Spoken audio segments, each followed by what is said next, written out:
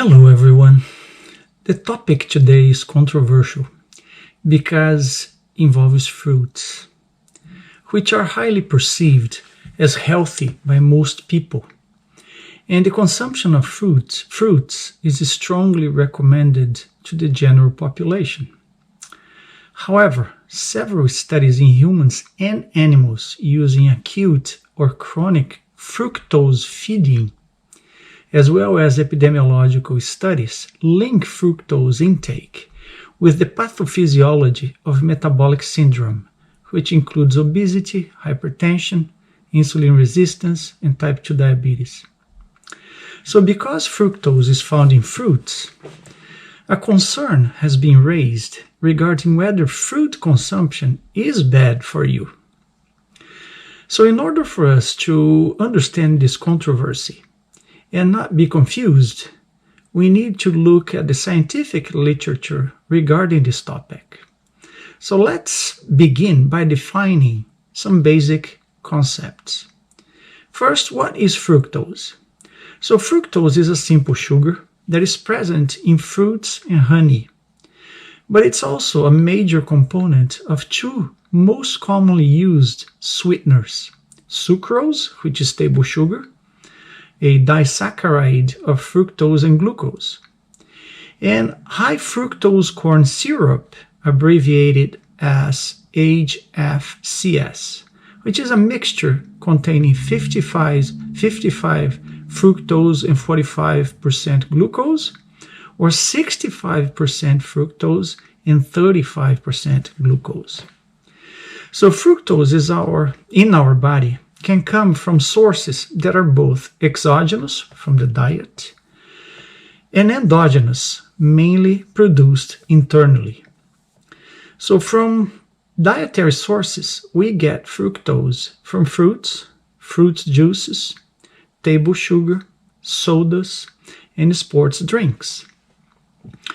From endogenous production, we get fructose from the conversion of glucose to fructose via the sorbitol or polyol pathway, which takes place in several organs such as liver and kidneys and brain, for example, when there is an abundance of glucose.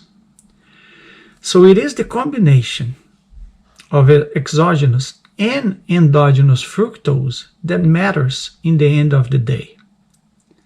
So the next important thing is to understand how fructose is metabolized in our body. So dietary fructose is absorbed in the gut via GLUT5 in the small intestine and enters the portal vein that takes glucose directly into the liver.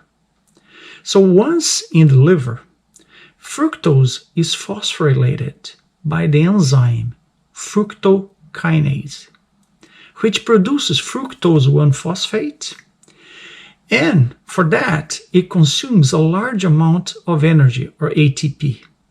So as a consequence, a large amount of AMP accumulates in the cells, and this increases the production of uric acid.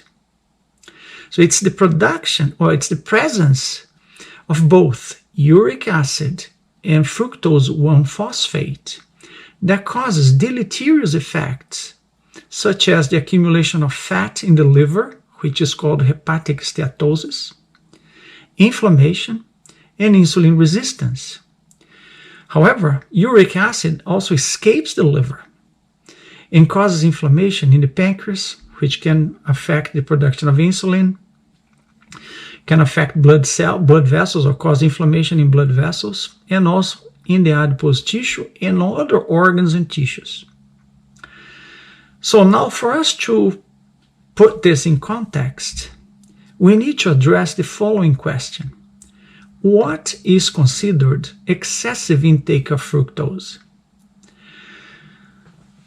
So the answer is more than 50 grams of fructose per day. So the next question then is, how much fructose do we get by eating fruits? So in this graph, we have fructose content in grams on the y-axis and various fruits on the x-axis. We can see that fruits can be classified as low, moderate, and high fructose content. However, even the ones that are considered high in fructose still fall way below 50 grams. In fact, one would have to eat one of the following fruit servings to surpass 50 grams of fructose per day. It would have to be 7.5 bananas, 8.5 oranges, 3.5 mangoes, 4.5 pears, 5 apples, 5 persimmons, or 500 grams of dried fruit or figs. It's possible, but very unlikely to occur, unless you are a fruitarian and consumes lots of fruits on a daily basis. So now look at the amount of fructose in a typical serving of Pepsi, Sprite, and Coca Cola. It varies between 37 grams and 39 grams per serving.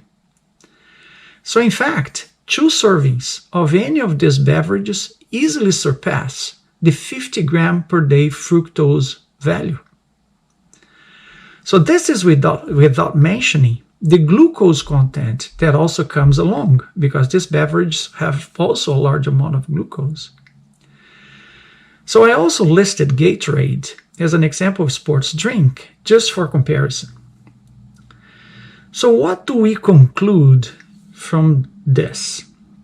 Number 1, the fructose content in fruits is generally low. One would have to frequently consume large amounts of fruits to reach fructose levels that could lead to detrimental health effects. Number 2, the ingestion of whole fruits contains nutrients such as vitamin C, fiber, and flavonoids that actually counteract the potentially deleterious effects of fructose. Number 3, the ingestion of sweetened beverages and processed foods should be the main concern with respect to fructose consumption, because they contain high fructose corn syrup. Number 4, from a health perspective, one should be more concerned with the total amount of sugar in fruits than with the specific fructose content. Number 5, and finally, it's crucial to limit the intake of total added sugar.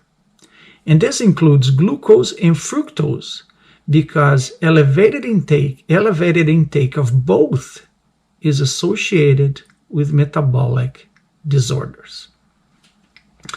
So there you have it. Now you have enough knowledge to make up your own mind about fruits. In the meantime, stay healthy, and I'll see you in the next. Bye for now.